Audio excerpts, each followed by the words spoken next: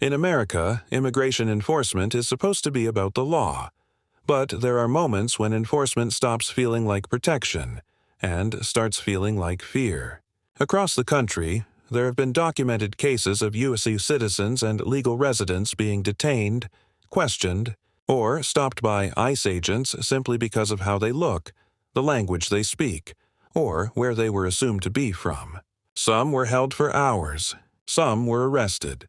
Some were children.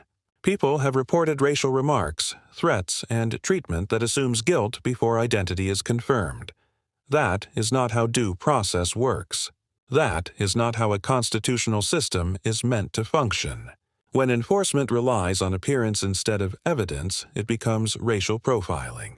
And history is very clear about what happens when profiling is normalized.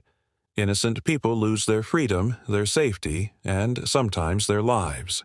This is not about being against law enforcement. It is about being for the rule of law. The Constitution does not protect only people who look American.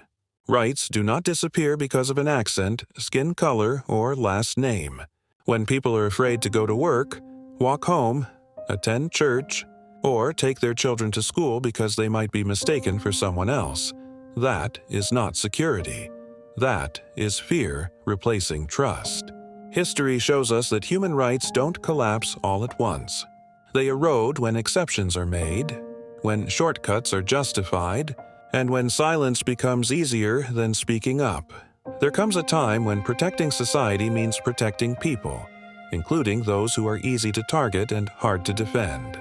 If we say never again, it has to apply before abuse becomes routine, before dehumanization becomes policy, before fear becomes normal.